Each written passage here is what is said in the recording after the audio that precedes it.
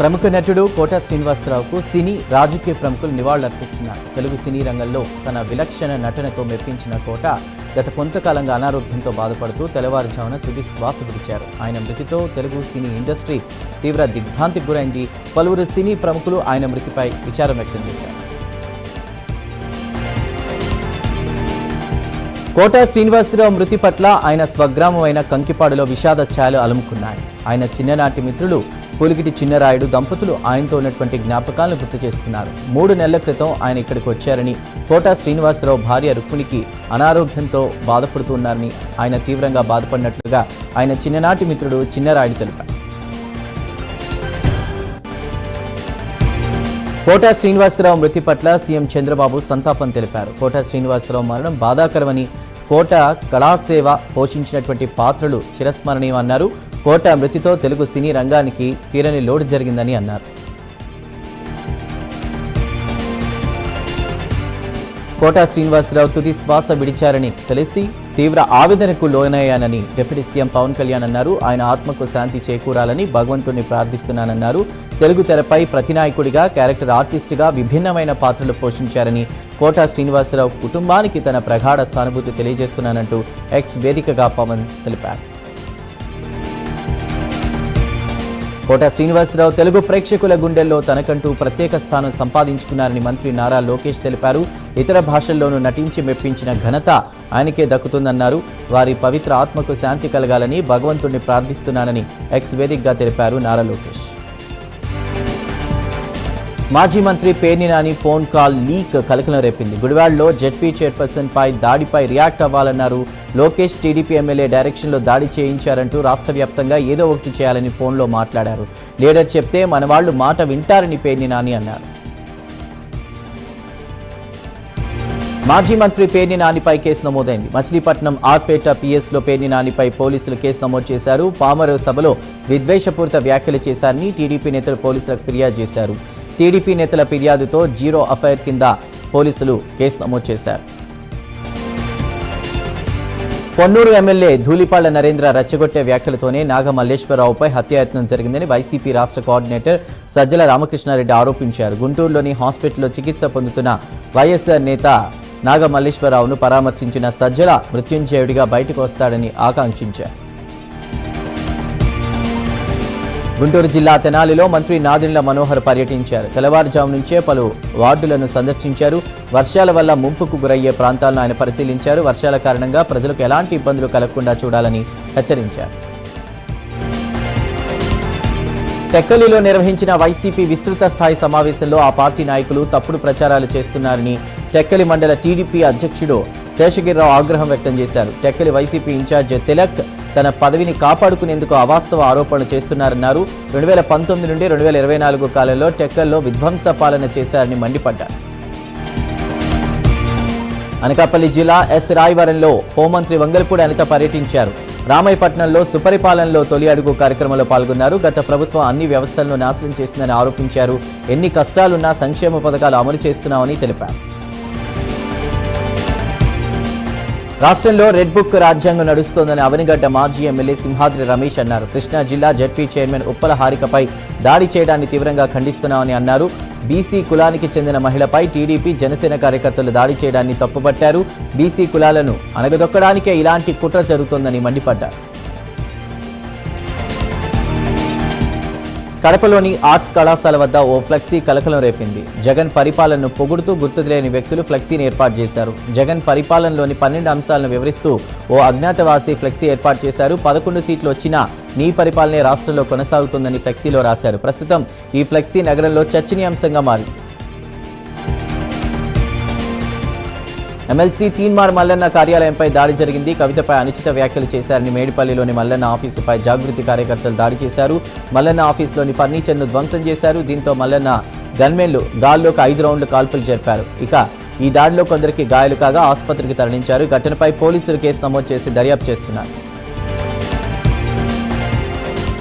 Driver Rayudu హత్య కేసులో arrest అయినటువంటి వారికి కోర్టు రిమాండ్ విధించింది. రాయుడు హత్య కేసులో అరెస్ట్ అయిన జనసేన ఇన్ఛార్జ్ వినూత, ఆమె భర్త చంద్రబాబుతో సహా మొత్తం 5గురికి కూడా జార్జ్ టౌన్ కోర్టు 14 రోజుల రిమాండ్ విధించింది. డ్రైవర్ హత్య కేసులో ఆరోపణలు ఎదుర్కొంటున్నటువంటి కోటా వినూత సంచలన వ్యాఖ్యలు చేశారు. టీడీపీ ఎమ్మెల్యే బొజ్జల సుధీర్ రెడ్డి తమపై కక్షగట్టి ఇదంతా చేశారని ఆమె ఆరోపించారు. త్వరలోనే అన్ని విషయాలు బయటకు వస్తాయన్నారు. తామేంటో చూపిస్తామని హెచ్చరించారు. కాకినాడ జిల్లా సామర్లకోటలోని మేడపాడులో జరగనున్న సుపరిపాలనలో తొలి అడుగు కార్యక్రమంలో కూడా మంత్రి కొండపల్లి శ్రీనివాస్ పాల్గొన్నారు. సామర్లకోట చేరుకున్న మంత్రికి పెద్దాపురం నియోజకవర్గానికి చెందిన టీడీపీ శ్రేణులు ఘన స్వాగతం పలికారు. మంచిర్యాల జిల్లాలోని పలు అభివృద్ధి పనుల ప్రారంభోత్సవం కార్యక్రమంలో ఉప ముఖ్యమంత్రి మల్లు భట్టి విక్రమార్కతో పాటు పలువురు మంత్రులు పాల్గొనున్నారు. పట్టణంలో నూతనంగా నిర్మించిన ప్రభుత్వ ఆసుపత్రి ప్రారంభోత్సవంతో పాటు స్థానిక ప్రభుత్వ జూనియర్ కాలేజీ హైస్కూల్ను సందర్శించనున్నారు. ఈ కార్యక్రమానికి అధికారులు ఏర్పాటు ముమ్మరం కూడా చేస్తున్నారు. తిరుమల శ్రీవారి ఆలయంలో జియంగార్ల చాతుర్మాస దీక్ష సంకల్పం శాస్త్రోక్తంగా జరిగింది. ఈ దీక్షను పెద్దజీయర్ స్వామి నేతృత్వంలో నిర్వహించారు. పెద్దజీయర్కు మేల్చాట్ వస్త్రాన్ని, చిన్నజీయర్లకు ఉల్చాట్ వస్త్రాన్ని చైర్మన్ ఈవో బహుకరించారు. రాజన్న సిరిసిల్ల జిల్లా వేములవాడ రాజన్న ఆలయంలో భక్తుల రద్దీ పెరిగింది. కోడిమొక్కులు చెల్లించి స్వామివారిని భక్తులు దర్శించుకుంటున్నారు. స్వామివారి దర్శనానికి 2 గంటల సమయం పడుతోంది. భక్తులకు ఎలాంటి అసౌకర్యాలు కలగకుండా ఆలయ అధికారులు అన్ని ఏర్పాట్లు చేశారు. ఉజ్జయిని మహంకాళి బోనాల సందర్భంగా ఆలయ పరిసరాల్లో పోలీసులు పటిష్ట బందోబస్తు ఏర్పాటు చేశారు. ఎలాంటి అవాంఛనీయ ఘటనలు చోటు చేసుకోకుండా 2500 మంది పోలీసు సిబ్బందితో బందోబస్తు ఏర్పాటు చేశారు. అంతేకాకుండా 150 సీసీ కెమెరాలతో నిఘా పెట్టారు. ఆలయం చుట్టూ 2 కిలోమీటర్ల పరిధిలో ట్రాఫిక్ ఆంక్షలు విధించారు. సికింద్రాబాద్ ఉజ్జయిని మహంకాళి బోనాల పండుగ అంగరంగ వైభవంగా జరుగుతోంది. రేపు రంగం, పోతురాజుల గావు, అంబారి ఊరేగింపు జరగనుంది. బోనాల సందర్భంగా సీఎం రేవంత్ రెడ్డి అమ్మవారిని దర్శించుకోనున్నారు. మరోవైపు వేకువజాము నుంచి మహంకాళి అమ్మవారిని దర్శించుకునేందుకు భక్తులు భారీగా తరలివస్తున్నారు. భక్తులకు ఇబ్బందులు లేకుండా అధికారులు 6 క్యూ లైన్లు ఏర్పాటు చేశారు. సీఎం రేవంత్ ను మంత్రి పొన్నం ప్రభాకర్ తన అధికారిక నివాసంలో విందు భోజనానికి ఆహ్వానించారు. రేవంత్ రెడ్డితో పాటు డిప్యూటీ సీఎం భట్టి విక్రమార్క, మంత్రులు, ఎమ్మెల్యేలు, ఎమ్మెల్సీలు, ఇతర ముఖ్య నేతలు హాజరయ్యారు. ప్రభుత్వ పాఠశాలలు, గురుకుల పాఠశాలల్లో చదువుతున్న విద్యార్థులకు నాణ్యమైన భోజనం అందించేలా చర్యలు తీసుకోవాలని ఎల్లారెడ్డి ఎమ్మెల్యే మదన్ మోహన్ రావు అధికారులను ఆదేశించారు. ఎల్లారెడ్డి పట్టణ కేంద్రంలోని గిరిజన బాలికల గురుకుల పాఠశాలను సందర్శించిన ఎమ్మెల్యే విద్యార్థులకు అందించే భోజనాన్ని స్వయంగా పరిశీలించారు.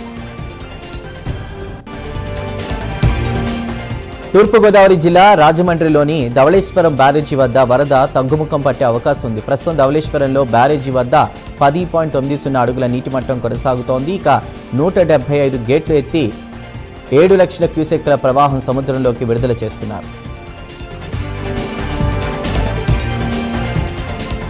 ప్రేమ పెళ్లి చేసుకున్నారని వరుడి కుటుంబంపై దాడి చేసిన ఘటన ఏలూరు జిల్లా దేవులపల్లిలో చోటు చేసుకుంది. ఈ నెల 11న ఏలూరు రిజిస్టర్ ఆఫీస్లో గంగోత్రి రమేష్ పెళ్లి చేసుకున్నారు. అయితే ప్రేమ వివాహం నచ్చక వరుడి కుటుంబంపై వధువు బంధువులు విచక్షణారహితంగా దాడి చేశారు. అంతేకాకుండా 3 కార్లలో వచ్చి వధువుని ఎత్తుకెళ్లారు. సంగారెడ్డి జిల్లా పటాన్చెరు మండలం పాసమైలారం పారిశ్రామికవాడలో ఇటీవల జరిగిన అగ్ని ప్రమాద ఘటన మరొక ముందే తాజాగా మరో అగ్ని ప్రమాదం చోటు చేసుకుంది. పాసమైలారంలోని ఎన్వి రో వేస్ట్ మేనేజ్మెంట్ కంపెనీలో ప్రమాదవశాత్తు కూడా మంటలు చెలరేగాయి. పరిసర ప్రాంతాల్లో ప్రస్తుతం దట్టమైన పొగ కమ్ముకుంది. పార్వతీపురం మన్యం జిల్లా సాలూరు బైపాస్ రోడ్లో రోడ్డు ప్రమాదం జరిగింది. సాలూరుకు చెందినటువంటి ధర్మారావు కొడుకుతో కలిసి బైక్పై వెళ్తూ ఉండగా గుర్తు తెలియని వాహనం ఢీకొట్టింది. ఈ ప్రమాదంలో ధర్మారావు అక్కడికక్కడే మరణించాడు. కొడుకుకు స్వల్ప గాయాలు కాగా ఆసుపత్రికి తరలించారు. సీసీ ఫుటేజీ ఆధారంగా పోలీసులు కేసు నమోదు చేసి ప్రస్తుతం దర్యాప్తు చేస్తున్నారు. ఏలూరు జిల్లా చింతలపూడి మండలం వెలగలపల్లి ఓరచెరువు వద్ద ఆర్టీసీ బస్సు చెట్టును ఢీకొట్టింది. సత్తుపల్లి నుంచి ఏలూరు వెళ్తూ ఉండగా గొయ్యిని తప్పించిపోయి చెట్టును ఢీకొంది. ఈ ప్రమాదంలో 12 మందికి గాయాలు కాగా ఆసుపత్రికి తరలించారు. మిగతా ప్రయాణికులను వేరే ఆర్టీసీ బస్సులో తరలించారు. భారత రాష్ట్రపతి ద్రౌపది ముర్ము రాజ్యసభకు 4 ప్రముఖులను నామినేట్ చేశారు. కసబ్ కేసు ప్రాసిక్యూటర్ ఉజ్వల్ నిగమ్తో పాటు సదానందన్, హర్షవర్ధన్, మీనాక్షి జైన్ను రాజ్యసభ సభ్యులుగా నామినేట్ చేశారు. గతంలో నామినేట్ చేయబడిన సభ్యుల పదవీ విరమణ కారణంగా మిగిలిపోయిన ఖాళీలను భర్తీ చేశారు.